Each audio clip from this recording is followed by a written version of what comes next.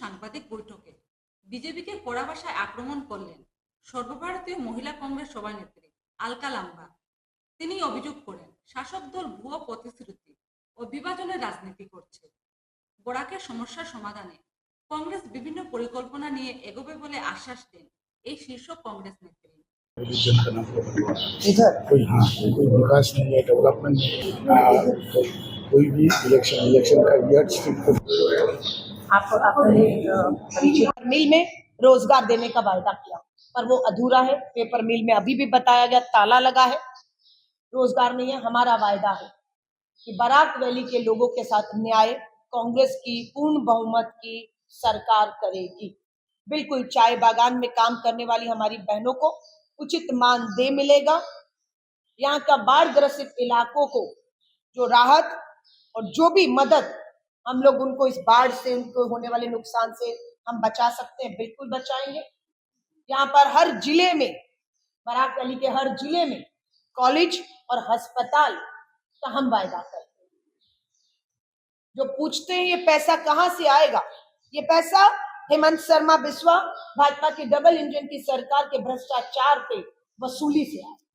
राहुल गांधी जी कहकर गए हैं, डरते नहीं है, आंख में आंख डालकर राहुल गांधी जी कह के गए हैं कि सरकार बनते ही हेमंत शर्मा भाजपा डबल इंजन सरकार के भ्रष्टाचार की जमीनों की लूट की जांच होगी। जमीनें इनसे वापस लेकर असम के लोगों को सौंपेंगे, इसमें स्कूल, अस्पताल, उद्योग बनाएंगे और भ्रष्टाचार की जांच में लिप्त पाए जाने पर पहला आदमी अगर कोई जेल में कांग्रेस की सरकार में जाएगा भ्रष्टाचार में, तो हेमंत शर्मा बिस्वा जाएगा। बिना ब्याज हम देंगे, हम उन्हें काम करने के लिए दे रहे हैं, रोजगार के लिए दे रहे हैं, ताकि वो महंगाई और बेरोजगारी से उस मदद जब मिलेगी तो उससे लड़ पाएंगे। आज हम यही कह रहे हैं, 9 अप्रैल को असम में मतदान होगा और असम की जनता, मुझे पूरा विश्वास है, बदलाव करने जा रही है। हेमंत शर्मा बिस्वा, भूल में मत रहो कि सरकार बन रही है और तुम मुख्यमंत्री बनो। सरकार का क्या होगा जनता तय करेगी, पर मैं लिख कर दे रही हूं, हेमंत शर्मा बिस्वा मुख्यमंत्री नहीं बने।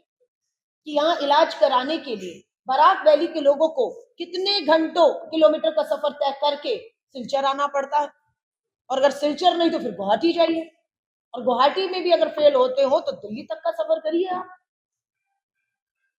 डबल इंजन का सरकार ने पूरी तरह से यहाँ पर हेल्थ केयर जो है हमारी सुविधाओं को फेल करके रख दिया।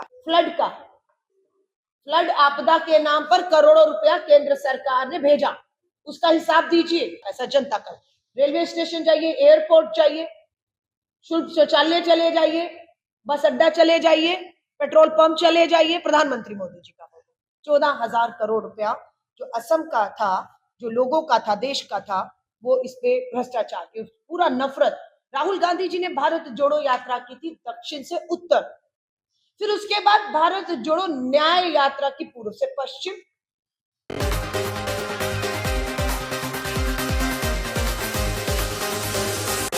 রামকৃষ্ণনগরে দলীয় প্রার্থীর হয়ে প্রচার চালান বিজেপির সর্বভারতীয় সভাপতি নীতিন নবীন।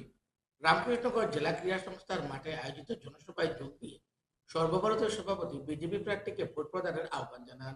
বিগত কংগ্রেস সরকারে বিভিন্ন কাজের কড়া সমালোচনা করেন সর্বভারতীয় সভাপতি।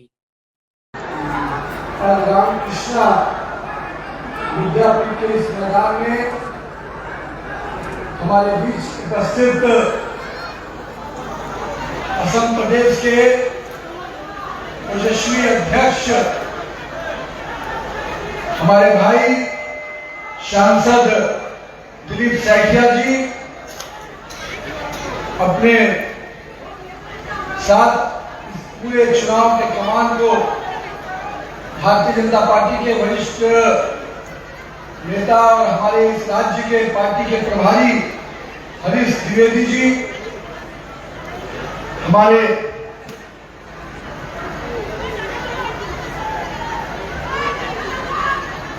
कामद उनका जी जो हमारे सांसद हैं, और हमारे विजय मलाकार जी, भाई विजय मलाकार जी के साथ मैंने भी युवा मोर्चा में काम किया है और आज आपका आशीर्वाद फिर से इनको मिलेगा तो निश्चित रूप से इतनी तालियों से तो जीत का आवाज नजर नहीं आ रहा है। जीत का आवाज ऐसा नजर आना चाहिए कि भाई मेरा बड़े प्रचंड बहुमत से चुनाव जीते। एक समय उपेक्षाओं से भरा हुआ था, जो यहाँ भेदभाव किए जाते थे। सत्ता में जो गुवाहाटी में बैठे हुए लोग थे उनको बराक वैली केवल वोट के लिए दिखता था, विकास के लिए नहीं दिखता था। लेकिन मुझे आज इस बात की खुशी है कि जो ईस्ट वेस्ट कॉरिडोर के माध्यम से जो पूरे विकास की गंगा और विकास की माननीय प्रधानमंत्री जी जो संकल्प के साथ आगे बढ़ रहे हैं, तो गुजरात के सौराष्ट्र से बराक वैली तक आज विकास की किरणें पहुंच रही हैं। ये निश्चित रूप से बड़े बदलाव का संकेत है। आज मैं जो इस बराक वैली बाढ़ की विभीषिका में परेशान रहता था, आज जिस ब्रह्मपुत्रा नदी के माध्यम से लोग यहाँ आक्रांतित होते थे, असम के साथ नहीं। लेकिन मित्रों, आज के आपके नेता, आपके प्रधानमंत्री, आपके भाई, आपके प्रधान सेवक नरेंद्र मोदी कहते हैं कि मेरे लिए 140 करोड़ जनता, 140 करोड़ जो हमारी जनता है वो अपने आप में मेरी ताकत है, मेरी ऊर्जा है और मैं इस ऊर्जा और ताकत के बल पर इस देश का विकास कर रहा हूं। मित्रों, यह अंतर है हमारे नेतृत्व के सोचने का। इसी असम के प्रदेश में मैं जब 2012 में आया था, शहीद श्रद्धांजलि यात्रा निकालने के लिए गुवाहाटी से तवांग की यात्रा करने आया था, उन शहीदों को नमन करने के लिए आया था।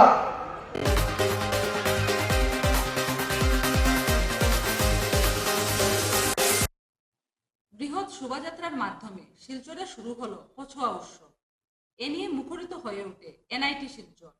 উপস্থিত ছিলেন এনআইটি ডিরেক্টর অধ্যাপক দিলীপ কুমার সহ অন্যান্য বিশিষ্টরা। ঐতিহ্যবাহী পোশাক, ঢোল, পেপা, বিহু নৃত্যে রঙিন হয়ে ওঠে ক্যাম্পাস। প্রয়াত শিল্পী জুবিন গার্গকে শ্রদ্ধাঞ্জলি জানানো হয় উৎসবে।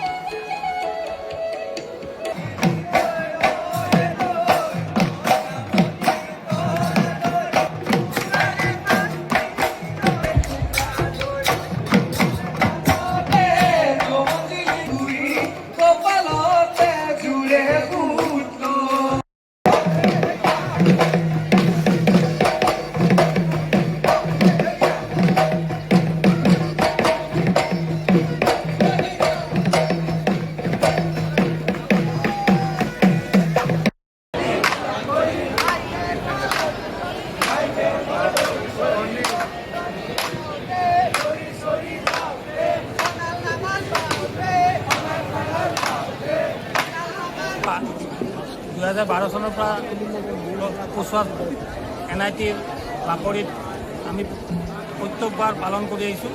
বসন্তৰ ৰঙালী উৎসৱ, তাৰ আগে আগে আমি কোচুৱা নামাৰ কাৰণে এই বিহুটিক আমি আদৰণি লওঁ।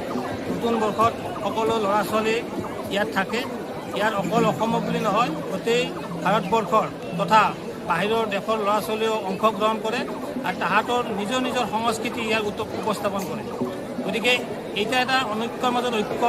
গতিকে আমি গোটেই অসমীয়া সংস্কৃতিয়ে নিজৰ সংস্কৃতি আমি ইয়াক প্ৰচলিত কৰিছোঁ।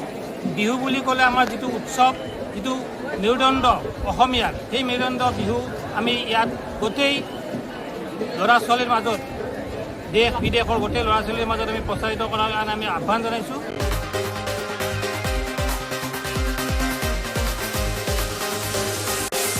ফিরছে একটি বিজ্ঞাপন বিরতির পর, সঙ্গে থাকুন।